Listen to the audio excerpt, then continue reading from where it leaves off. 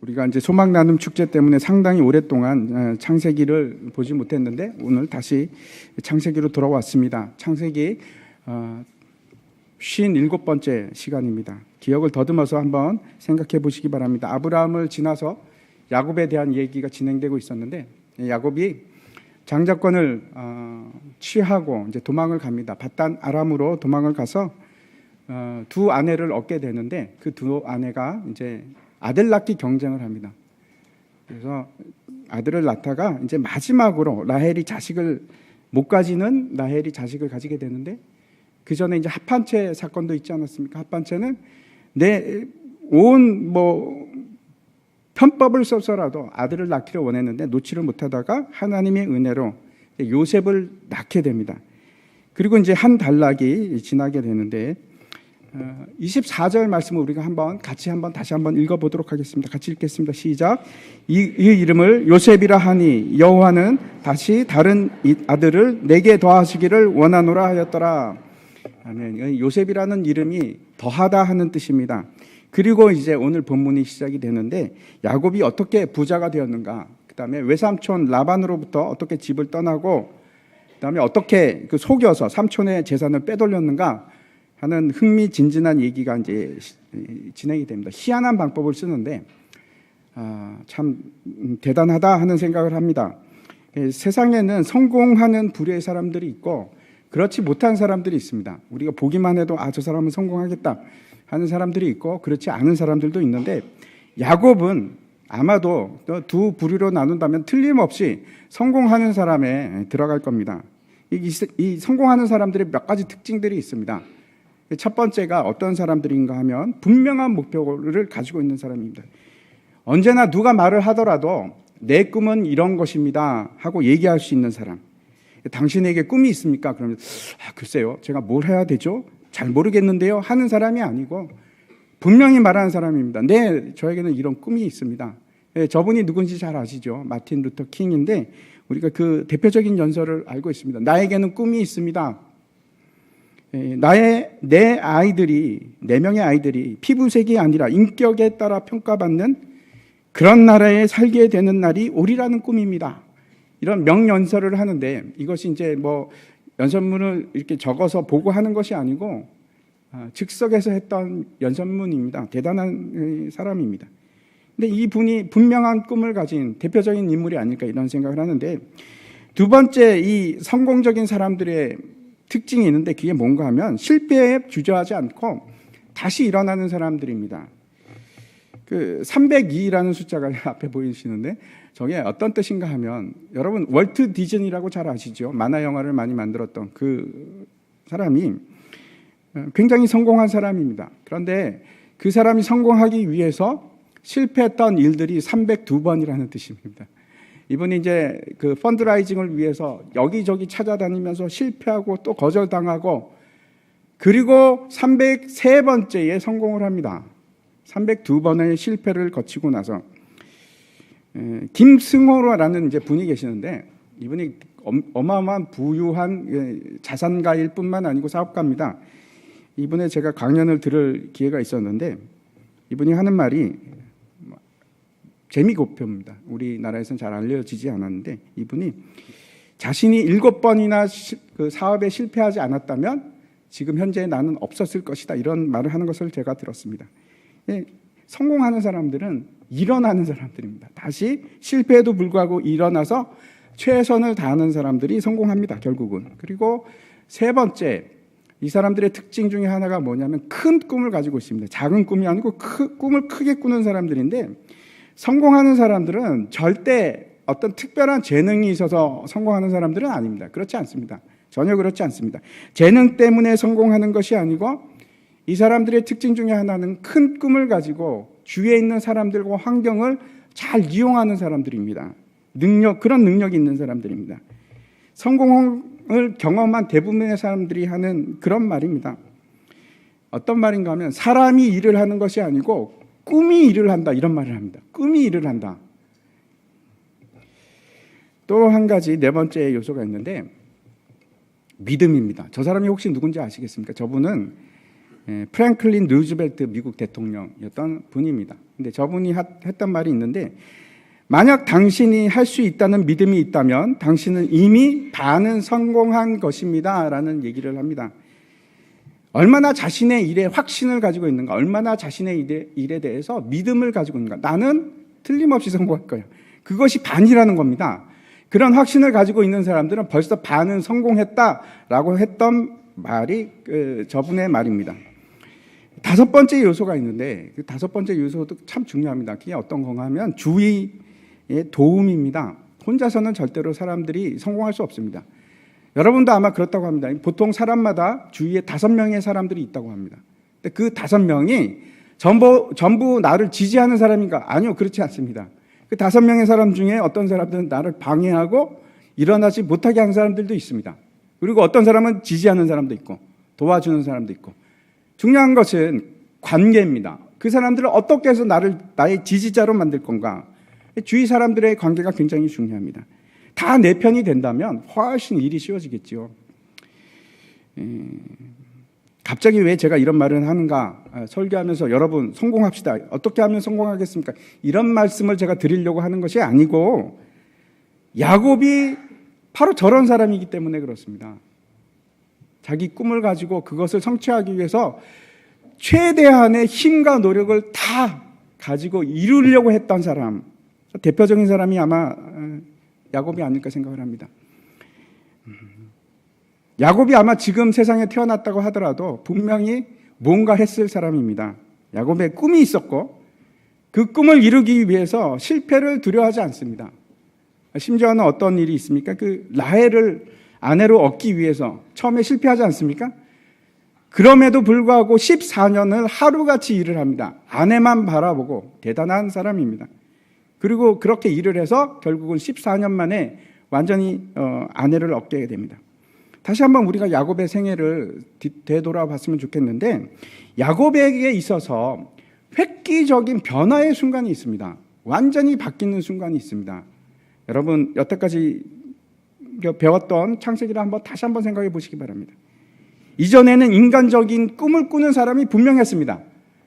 자기의 욕심과 야망을 이루려고 했던 사람인데, 어느 순간 야곱이 완전히 바뀌어서 하나님의 꿈을 꾸는 사람이 되었습니다. 그것이 어디에 나오는가 하면 28장에 나옵니다. 28장에 나오는데, 그때부터 너무나 선명한 하나님의 꿈을 꾸는 사람입니다. 세상 사람들도 꿈을 꿉니다. 하나님의 사람들만 꿈을 꾸는 것이 아니고 모두가 다 꿈을 꾸는데, 여러분 세상 사람들이 꿈을 꾸는 것과 하나님의 사람들이 꿈을 꾸는 것이 뭐가 틀립니까? 뭐가 틀리다고 생각하십니까? 세상 사람들이 꿈을 꿀 때는 그 꿈의 주인공이 나고 주체도 나고 내가 꾸는 꿈입니다. 그리고 내 힘과 노력으로 이루는 것입니다. 그런데 하나님이 주시는 꿈은 전혀 다릅니다. 그 주체가 내가 아닙니다. 하나님입니다. 하나님이 주시고 그리고 하나님께서 이루십니다. 너무나 다릅니다. 자기의 힘과 노력으로 이루는 것이 아니고 하나님께서 주신 그 꿈을 하나님께서 이루십니다. 하나님께서 주신 꿈을 뭐라고 하는가? 비전이라고 합니다. 비전은 아무나 가지는 것이 아니고 하나님께 받을 때 비전이 되는 겁니다. 요셉도 그 비전을 받았던 사람이고 야곱도 그 비전을 받았던 사람이고, 저희 아이들이 며칠 전에 이제 숙제를 가지고 왔습니다. 어떤 숙제인가 하면 학교에서 장래 희망이 꿈이 무엇인지 적어 갖고 오는 겁니다. 그리고 나서 이제 아마 돌아가면서 발표를 하는 것 같았습니다. 아이들이 집에 와서 묻는 겁니다. 아빠, 난 뭐가 돼야 되는 것이 좋겠어? 이렇게 묻는 겁니다. 제가 속으로 그렇게 생각했습니다. 야, 모르는 게 당연하지. 꿈은 네가 꾸는 게 아니고 하나님이 주시는 거야 라고 말을 하고 싶었지만 숙제를 해야 되니까 그래, 한번 생각해보자. 앞으로 디자이너가 되면 어떨까? 그렇게 얘기를 했습니다. 내가 꿈을 꾸면은 야망이라고 합니다. 물론 그렇다고 이루어지지 않는 것은 아닙니다. 이룰 수 있습니다. 그런데 허망한 꿈이 됩니다. 이루어져 봤자 나에게 만족을 주지 못합니다. 그것은. 그래서 이제 세상 사람들이 그걸 깨닫고 요즘 이제 자기 개발서 같은 거 보면은 그걸 보완하기 위해서 어떤 걸 강조하기 시작하냐면 사회적인 관계성과 기여, 이런 것을 얘기하기 시작합니다. 내 모티브가 그래, 목적이 나를 위한 것이 아니고 다른 사람을 위해야지 하는 이제 그것이 들어가기 시작합니다. 왜 그런가? 그런 게 없으면 꿈이 힘이 없으니까. 자기 자신만을 위한 거는 정말 허망한 일입니다. 다시 돌아가서 야곱은 분명한 꿈이 있었는데 그 꿈이 무엇인지 한번 28장에 있는 내용을 보도록 하겠습니다. 제가 한번 읽어보겠습니다. 꿈에 본즉 사닥다리가 땅 위에 서 있는데 그 꼭대기가 하늘에 닿았고, 또 본즉 하나님의 사자들이 그 위에서 오르락 내리락 하고, 또 본즉 여호와께서 그 위에 서서 이르시되 나는 여호와니 너의 조부 아브라함의 하나님이요 이삭의 하나님이라. 내가 누워있는 땅을 내가 너와 내 자손에게 주리니 내 자손이 땅에 티끌같이 되어 내가 서쪽과 동쪽과 북쪽과 남쪽으로 퍼져나갈지며 땅의 모든 족속이 너와 내 자손으로 말미암아 복을 받으리라. 내가 너와 함께 있어 내가 어디로 가든지 너를 지키며 너를 이끌어 이 땅으로 돌아오게 할지라. 내가 내게 허락한 것을 다 이루기까지 너를 떠나지 아니하리라 하시니라. 이게 야곱의 꿈입니다. 하나님께서 주신 야곱의 꿈입니다. 잘 보시기 바랍니다. 이거는 야곱의 바람이 아닙니다. 하나님의 바람이었습니다. 우리가 여러분 창세기 들으신 분은 아시죠? 우리가 반복해서 계속해서 듣고 있습니다. 하나님께서 뭘 주시기로 했습니까? 땅을 주시기로 하고 자손을 이 하늘의 별과 같이 만들고 모래알 같이 만들겠다고 말씀하시지 않았습니까? 그리고 그 자손을 통해서 복을 주리라. 모든 만민에게. 이것이 하나님의 꿈입니다. 이 꿈을 가지는 것이 예수 믿는 사람들의 특징입니다. 여러분도 한번 생각해 보시기 바랍니다. 나도 그 꿈을 갖고 있는지. 하나님께서 분명히 여러분을 향한 꿈을 가지고 계십니다. 소원을 가지고 계신데 빌립보서 말씀 같이 한번 읽어보겠습니다. 같이 읽겠습니다. 시작. 너희 안에서 자기의 기쁘신 뜻을 위하여 너에게 소원을 두고 행하게 하시니라니. 아멘. 예수 믿는 사람의 특징입니다. 야곱의 꿈을 다시 한번 보았으면 좋겠는데 28장 다시 한번 13절부터 15절까지 보면서 세 가지를 말씀하십니다. 첫 번째 뭡니까? 내가 누워있는 땅을 주겠다. 그 땅이 어딘가 하면 가나안 땅입니다. 하나님께서 땅을 주시겠다고 말씀하시고, 두 번째 내 자손이 티끌같이 많아지리라. 티끌같이 많아지겠다. 그래서 모든 민족이 너를 통해서, 너와 후손을 통해서 복을 받을 것이다 라고 얘기합니다. 이것이 두 번째 꿈이고, 여기까지는 여러분 너무나 잘 아시지 않습니까? 그리고 세 번째 꿈을 얘기를 하는데 뭐라고 하냐면 너를 이끌어 이 땅으로 돌아오게 하겠다. 그리고 너를 떠나지 않겠다. 이 말씀을 하십니다. 본향으로 돌아가는 겁니다. 이것이 세 번째 꿈입니다. 그리고 내가 너를 놓지 않고 끝까지 함께 하겠다. 이렇게 말씀하십니다. 여러분 어떻습니까? 여러분도 똑같은 약속을 받으신 분들입니다. 나는 아닌데 그러지 마십시오. 온유한 자는 복이 있나니 저희가 땅을 기업으로 받을 것이요 천국을 기업으로 받을 것이라고 분명히 하나님께서 우리에게 땅에 대한 약속을 주셨고, 그리고 자손에 대한 약속도 주셨습니다. 마태복음 28장 19절 20절 말씀입니다. 제가 읽겠습니다. 그러므로 너희는 가서 모든 민족을 제자로 삼아 아버지와 아들과 성령의 이름으로 세례를 베풀고 내가 너에게 분부한 모든 것을 가르쳐 지키게 하라. 볼지어다 내가 세상 끝날까지 너희와 항상 함께 있으리라 하시니라. 너무나 똑같은 말씀입니다. 우리에게 땅을 주시기로 하셨고, 우리에게 영적 자손을 주셔서, 영적 아들들을 주셔서 그들을 통해서 세상에 복이 되게 하겠다. 그리고 세상 끝날까지 내가 너를 떠나지 않겠다라는 분명한 세 가지 약속을 우리에게 주셨습니다. 아브라함과 이삭뿐만 아니고 저와 여러분 다 모든 하나님의 백성들의 공통된 꿈입니다. 하지만 여기서 멈추는 것이 아니고 세세하게 하나님께서 더 확실하고 분명하게 꿈을 보여주시기 시작합니다. 여러분 어디 가서 이제 내 꿈은 무엇인가? 저것이 여러분의 꿈이 되어야만 합니다. 이제 본문으로 돌아가서 다시 25절 말씀을 보도록 하겠습니다. 함께 한번 읽도록 하겠습니다. 같이 읽겠습니다. 라헬이 요셉을 낳았을 때에 야곱이 라반에게 이르되 나를 보내어 내 고향 나의 땅으로 가게 하시되 야곱이 요셉을 낳았을 때, 드디어 이제 아들을 낳았을 때 고향으로 돌아갈 생각을 가지게 되었다. 왜 돌아가려고 했을까요? 우리가 앞에서 꿈을 보았습니다. 그 하나님께서 주신 꿈 때문에 그렇습니다. 돌아가야 됩니다. 그 땅이 하나님께서 야곱에게 주신 땅이기 때문에 그렇습니다. 타향살이를 하면서 지치고 힘들어서 향수가 나서, 물론 그것도 있습니다. 모든 사람이 다 그렇습니다. 그런데 그것을 넘어서서 야곱은 반드시 가나안 땅으로 가야 될 이유가 있습니다. 하나님의 약속과 하나님의 꿈 때문에 그렇습니다. 그런데 우리가 주의해서 봐야 될 것이 있는데, 야곱이 고향으로 가려고 말을 할 때에 뭘 언급하고 있습니까? 라헬의 아들 요셉을 얘기를 합니다. 요셉. 왜 그럴까? 이 사실이 왜 중요한가 하면,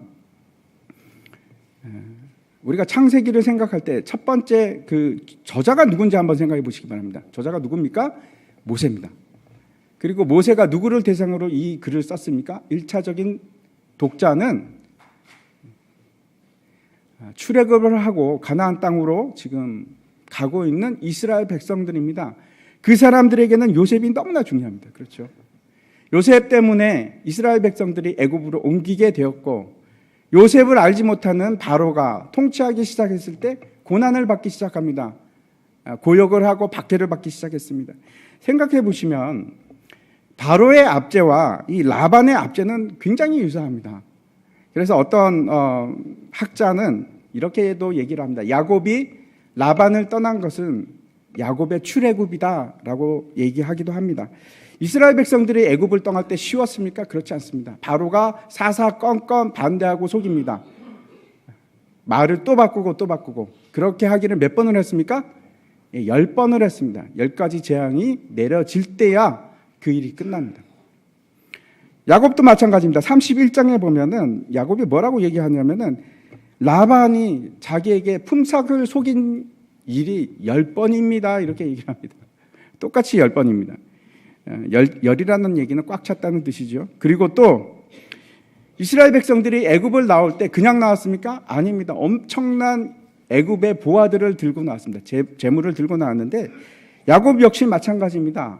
외삼촌을 떠날 때 외삼촌의 그 많은 양떼 무리를 두 떼를 거느리고 나오게 됩니다. 그리고 또 한 가지는 출애굽할 때 이스라엘 백성들이 이제 밤에 나가지 않습니까? 유월절을 마치면서 바로 짐을 싸서 급하게 나갑니다. 그리고 나서 바로가 그걸 발견하고 쫓아갈 때가 3일 밤이 지났을 때입니다.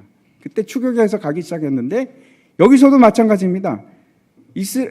야곱이 야반 도주를 하는데, 야반 도주를 하고 라반이 3일 만에 그 일을 알아채게 됩니다. 그리고 달려갑니다. 죽으라고 쫓아가게 됩니다.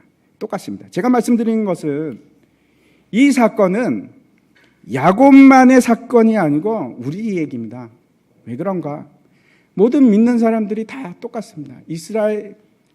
아브라함이 하란을 떠나게 되고, 이삭이 세겜으로 가게 되고, 야곱이 밧단 아람을 떠나서 가나안으로 다시 들어가게 되고, 이스라엘 백성들이 출애굽을 하게 되고, 마찬가지입니다. 우리도 떠날 곳이 있습니다.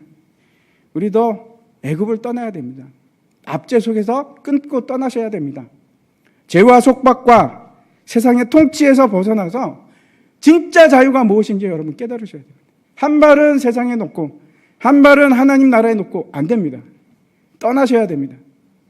그리고 떠날 때, 바로 움직이기 시작할 때 참된 자유가, 완전한 은혜의 해가 무엇인지 여러분도 깨닫게 되는 겁니다. 발이 머물러 있는 데는 우리가 그걸 알 수가 없습니다. 26절을 한번 보도록 하겠습니다. 같이 한번 읽겠습니다. 시작. 내가 외삼촌에게서 일하고 얻은 처자를 내게 주시어 나로 가게 하소서. 내가 외삼촌에게 한 일은 외삼촌이 아시나이다. 이게 야곱의 고백인데, 잘 보시면은 참 희한한 말을 합니다. 야곱이 결혼을 한 지 지금 14년이 지났는데 뭐라고 고백을 하는가 하면, 처자가 다 내 게 아니라는 겁니다. 그가 독립적인 가정을 꾸리지를 못한 겁니다. 남자와 여자가 결혼해서 한 몸을 이루고 부모를 떠나라 이렇게 되어 있는데, 지금 보면은 어떻게 되어 있냐면 외삼촌에게 완전히 종속된 삶을 살고 있습니다. 아니, 아내가 자기 거가 아니라는 겁니다. 자녀들이 자기 거가 아니라서 외삼촌 주십시오 이렇게 지금 부탁하고 있는 장면입니다. 그러자 라반이 아주 이상한 말을 하는데 27절 말씀입니다. 다시 우리가 같이 한번 읽겠습니다. 시작. 라반이 그에게 이르되 여호와께서 너로 말미암아 내게 복 주신 줄을 내가 깨달았노니 내가 나를 사랑스럽게 여기거든 그대로 있으라. 여러분 좀 이상한 걸 발견하셨습니까?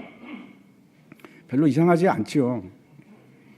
그럴 수밖에 없는데 이상한 단어가 하나 있습니다. 그게 뭔가 하면 깨달았노니 하는 단어입니다. 이것이 이제 히브리어로 나시라는 단어인데 그 뜻이 뭔가 하면 깨달았다라는 뜻이 아니고 진짜 뜻은 이런 겁니다. 복술로 경험으로 내가 알게 되었다. 그런 뜻입니다. 복술로 점을 쳐서 내가 알게 되었다. 내가 경험으로 알게 되었다. 이런 뜻입니다. 이게 그래서 이 구절은 라반이 여호와의 지금 이름을 들먹이고 있지만 전혀 신앙적인 것이 아니고 제가 이제 그 표준 새 번역으로 다시 한번 읽어드리겠습니다. 뭐라고 얘기하냐면 이렇게 얘기한 겁니다. 주께서 자네를 보시고 나에게 복을 주신 것을 내가 점을 쳐 보고서 알았네. 이렇게 번역하고 있습니다. 무슨 얘기냐면 내가 점을 쳐 보니까 야곱 자네 때문에 내가 복을 받고 있는 거야. 가지 마. 자네가 복이네. 떠나지 말게. 참 놀랍지 않습니까? 라반은 어떤 사람이냐 하면 하나님께 사로잡힌 사람이 아니고 하나님도 좋고 우상도 좋고 세상도 좋고 하나님도 좋고 나중에 드라빔 사건을 우리가 알고 있습니다. 드라빔은 뭔가 하면 우상입니다.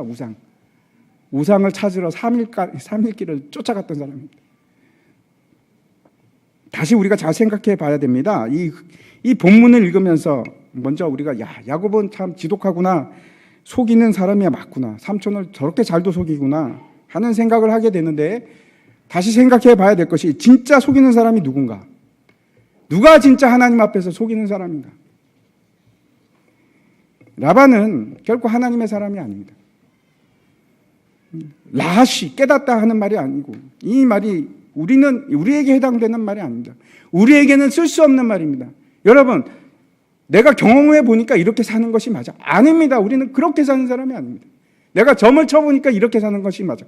아닙니다. 우리는 그런 사람들이 아니고 하나님의 뜻을 알고 아무 생각 없이 내가 경험이 없더라도 하나님의 뜻이니까 그 하나님의 뜻을 살아가는 사람들입니다. 하나님의 소원이니까 그 소원을 쫓아가는 사람들입니다. 그리고 나서 아주 재밌는 사건이 일어났는데 라반이 뭐라고 하냐니까 그래 내가 점을 쳐보니까 네가 여기 머물러 있는 게 너무 좋아. 내가 이제는 품삯을 줄게. 품삯을 정해봐. 내가 줄게. 이렇게 얘기를 합니다. 야곱에게 내 품삯을 내가 정하라. 이렇게 말을 하고 있는데 그러면 이제 야곱은 여러분 같으면 어떻게 품삯을 정하시겠습니까? 삼촌 안 되겠습니다. 저 그냥 가겠습니다. 다 싫습니다. 이제 집으로 가겠습니다. 일단 그거는 좀 힘든 상황입니다. 야곱이 지금 신앙이 그렇게 성숙한 것도 아닐 뿐더러 빈털털입니다. 14년을 일을 했는데 단 한 푼도 받은 적이 없습니다. 한 푼도. 빈털털입니다. 지금 그 상태로 가기는 너무 민망한 상황입니다. 고대 문서를 보면은 일을 하게 되면 이제 양이 만약에 새끼를 놓는다 그러면 20%를 그 노임으로 줍니다. 무슨 말인가 하면 양이 새끼를 놓으면 5마리 중에 하나는 목동의 몫입니다. 20%인데 그러면 이제 야곱이 그럴까요? 삼촌 요즘 시세가 20%인데 5마리 중에 1마리는 제 주십시오. 라고 하든지 아니면 제가 14년이나 공짜로 일했는데 삼촌 이제는 좀 올려주셔야 되지 않습니까? 적어도 30%는 제 몫으로 주십시오. 뭐 이렇게 얘기하면 좋을 텐데 여러분 같으면 어떻게 하겠습니까? 이 야곱이 엉뚱한 제안을 합니다. 전혀 이해할 수 없는 얘기를 하는데 32절입니다. 같이 한번 읽어보겠습니다. 시작. 오늘 내가 외삼촌의 양떼에 두루 다니며 그 양 중에 아롱진 것과 점 있는 것과 검은 것을 가려내며 또 염소 중에 점이 있는 것과 아롱진 것을 가려내리니 이 같은 것이 내 품삯이 되리라. 삼촌 내 품삯은 어떤 건가 하면 점 있는 거, 아롱진 거, 얼룩무늬 있는 거, 그것만 제 품삯으로 하겠습니다. 지금까지는 아닙니다. 지금에 있는 거 그건 아니고 이제부터 새끼가 태어나면 그 새끼 중에서 이렇게 얼룩덜룩한 건 다 내 것으로 하겠습니다. 여러분 어떻게 생각하십니까? 그게 확률적으로 어떨까요? 잘 모르겠습니다. 제가 몇 %나 나올지 모르겠는데 쉽겠습니까? 어렵겠습니까? 예? 잘 모르시겠습니까? 양이나 염소는 단일색이 훨씬 더 많습니다. 제가 중동에 있을 때 많이 보긴 했습니다. 얼룩진 것도 보긴 했는데 대부분이 흰색입니다. 대부분이 흰색이고 그다음에 이제 얼룩덜룩한 무리가 있는데 거기 보면 걔네들은 다 얼룩덜룩합니다. 근데 아주 극소수입니다. 야곱이 지금 뭐라고 하냐면 얼룩덜룩한 것만 점박이인만 제 걸로 하겠습니다. 당연히 이거는 20%보다 작은 확률입니다. 왜 그랬을까요? 둘 다 자신이 있었겠죠. 이제 뭐 삼촌은 이럽니다. 라반은 감탄사를 내뱉습니다. 아 그래 좋아 그렇게 해 뭐 이렇게 얘기를 합니다. 우리 성경에는 안 나와 있는데 감탄사가 들어 있습니다. 삼촌은 자신이 있죠. 뭐 야 그 얼마나 몇 마리나 그렇게 되겠어 하는 것이고 야곱은 틀림없이 자기만의 무슨 믿는 게 있었겠죠. 그러니까 그런 제안을 했을 겁니다. 이제 이 일 후의 일을 보면은 라반은 재빠르게 행동을 합니다. 어떻게 하냐면은 자기 양떼에 가서 아롱진 거, 점 있는 거, 얼룩덜룩한 걸 다 이렇게 솎아냅니다. 뽑아내서 아들들에게 주면서 야, 얘네들 데리고 저 멀리 3일 길 이상 떨어져 있어. 혹시 와서 교배하면 안 되니까. 다시. 아롱진 것 이런 거 다 저쪽으로 몰고 가. 그래갖고 완전히 차단을 시킵니다. 3일 길 밖으로 보냅니다. 쫓아보냅니다. 그렇다면 이 야곱은 왜 이렇게 승산 없는 그런 일을 하게 되었을까? 야곱이 뒤에 보면 다 이상한 짓을 합니다. 한번 보시겠습니까? 37절부터 제가 한번 읽어보겠습니다. 야곱이 버드나무와 살구나무와 신풍나무의 푸른 가지를 가져다가 그것들의 껍질을 벗겨 흰 무늬를 내고 그 껍질 벗긴 가지를 양떼가 와서 먹는 개천의 물 구유에 세워 양떼를 향하게 하며 그 떼가 물을 먹으러 올 때에 새끼를 베니 가지 앞에서 새끼를 뱀으로 얼룩덜룩한 것과 점이 있고 아롱진 것을 낳은지라. 이게 무슨 얘기냐면 버드나무, 살구나무 이런 건 아시죠? 신풍나무라는 것은 어떤 건가 하면 저런 겁니다. 플라토너스 나무의 일종인데 이게 껍질을 벗기면 흰색하고 이렇게 얼룩덜룩 저렇게 되는 우리 가로수에 많이 쓰지 않습니까? 저 나무인데 그 막대기 그 두꺼운 가지를 갖다가 뽑아갖고 양들이 물 먹는 앞에다가 딱 세워놓는 겁니다. 근데 신기하게도 양들이 와서 여기는 이제 성경에서 뭐라고 얘기하냐면 양들이 와서 그걸 먹다고 물을 마시다가 그걸 보고 새끼를 잉태를 하는데 새끼를 베는데 나와서 보니까 이게 작동을 하는 겁니다. 이게 이 신기한 방법이 얼룩덜룩한 것이 막 나오고 아롱진 것이 막 나오기 시작하는 겁니다. 도대체 이게 무슨 말인가? 뿐만 아니고 이제 야곱이 어떤 일까지 하냐면 자기가 낳은 그 얼룩덜룩한 애들은 분리를 시킵니다. 라반의 것과. 왜냐하면 또 교배를 하면 안 되니까. 그러면 흰색이 또 나올 수 있지 않습니까? 그러니까 분리를 시켜갖고 서로 마주보게 둡니다. 교배가 일어나지 않도록. 그리고 또 무슨 일을 하냐면 튼튼한 양이 오면은 저 작대기를 꽂아 놓는 겁니다. 보라고. 그래서 튼튼한 양이 나오게끔 하고 약한 양이 오면 비실비실한 놈이 오면 보여주질 않습니다. 그래서 라반의 양들은 점점 비실비실해지고 야곱의 양들은 튼튼한 양들이 되고 여러분 어떻게 생각하십니까? 신풍나무를 저렇게 보면 우리 아이들도 태어날 때 점이 생겨서 나올까요? 여러분 솔직한 마음을 한번 얘기해 보시기 바랍니다. 양이 저걸 보면은 새끼가 얼룩덜룩한 새끼가 나올 것 같습니까? 왜 고개를 숙이십니까? 대답 안 하시고. 그러리라고 생각을 하십니까? 야곱은 왜 이런 어처구니 없는 터무니없는 제안도 하고 터무니없는 짓을 할까요? 그런데 신기하게도 엄청난 재산을 모으게 됩니다. 이 일로. 답은 성경에 있습니다. 31장 말씀을 보도록 하겠습니다. 제가 한번 읽어보겠습니다. 하나님이 이같이 그대들의 아버지의 가축을 빼앗아 내게 주셨느니라.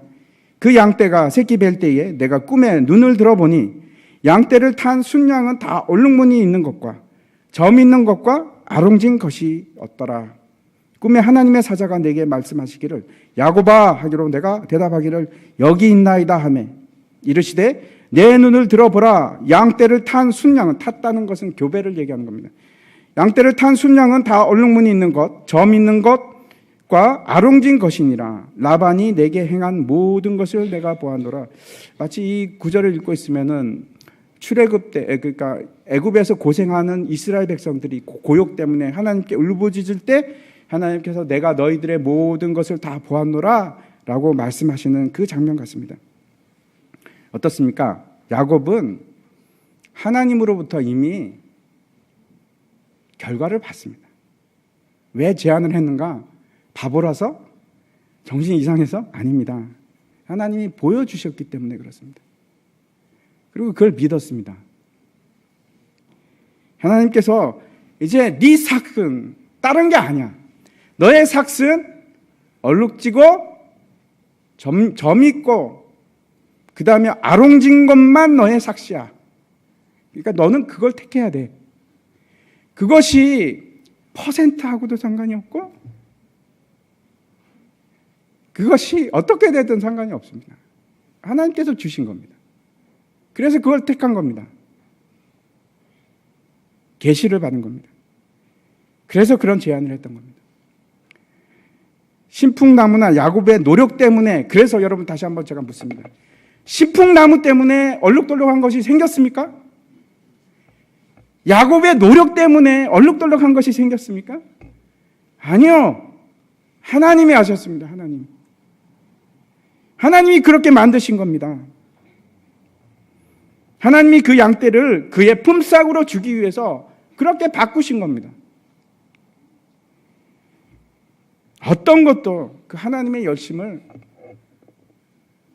대적할 수가 없습니다. 로마서 8장 말씀 다시 한번 우리가 같이 읽겠습니다. 시작.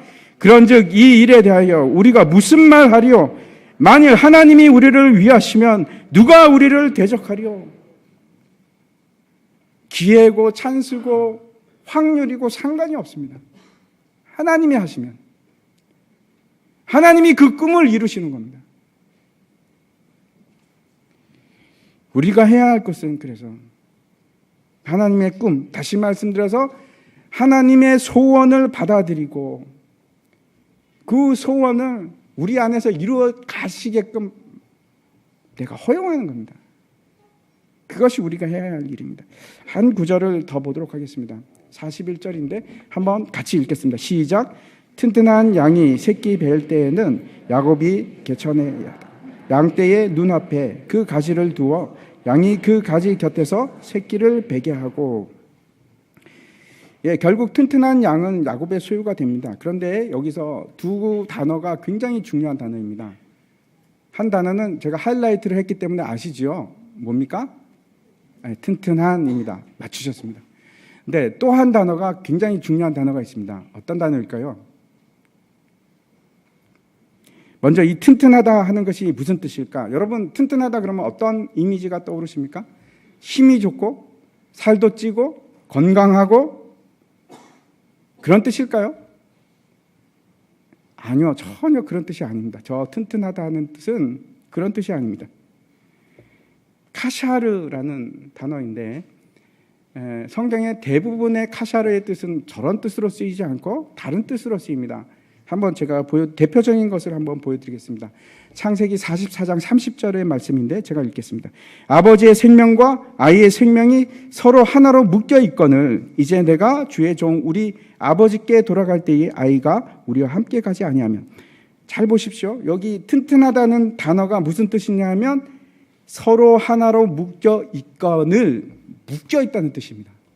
왜 튼튼한가? 아버지의 생명이 같이 묶여 있기 때문에.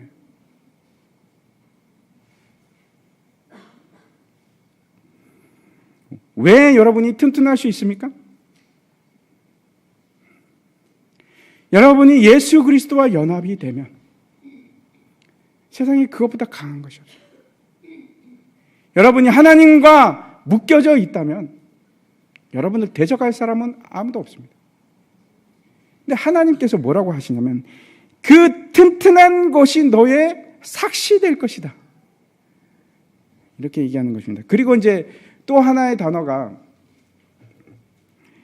중요한 단어인데 그게 뭔가 하면 가지입니다. 가지라는 단어는 사실 여기 이제 가지라고 번역하기는 그렇고 마켈이라는 단어인데 이것이 무슨 뜻인가 하면 막대기, 지팡이 그런 뜻입니다. 여러분 혹시 성경에서 막대기나 지팡이가 무슨 뜻이라고 생각을 하십니까? 2부에서는 어떤 분이 두 분이나 말씀하시던데 3부에는 네? 뭘까요? 성경에 대표적인 구절이 있습니다. 시편 23편에 주의 지팡이와 막대기가 나를 안위하시나이다. 모세가 애굽을 향해서 나갔을 때 뭘 들고 갔습니까? 지팡이를 들고 갔습니다. 이 야곱이 나중에 그 요단강을 건너면서 뭐라고 얘기를 하는가 하면 내가 이 강을 요단강을 건널 때는 지팡이 하나만 들고 갔다가 이제 돌아올 때는 내가 두 떼를 이루었나이다 라고 고백을 합니다. 지팡이가 뭘까요? 여러분 지팡이가 상징하는 것이 있습니다. 성경에서 뭐겠습니까? 예수님입니다. 성경은 많은 상징들이 있습니다. 성경에서 지혜를 보면 여러분 뭐가 떠올라야 되냐면 예수님. 성경에서 진리가 떠오르면 나타나면 뭐가 생각이 드십니까? 예수님. 성경에서 말씀이 나타나면 뭐가 생각이 나야 됩니까? 말씀이 육신으로 오신 예수님. 지팡이도 마찬가지입니다. 특별히 지팡이는 십자가도 의미합니다. 모세가 출애굽할 때 마라에 쓴물이 있을 때 어떻게 합니까? 지팡이를 던졌더니 가지를 던졌더니 그 물이 쓴물이 단물로 바뀝니다. 그런데 여기서 지금 뭐라고 얘기하냐면 이 튼튼한 지팡이와 연합된 자들,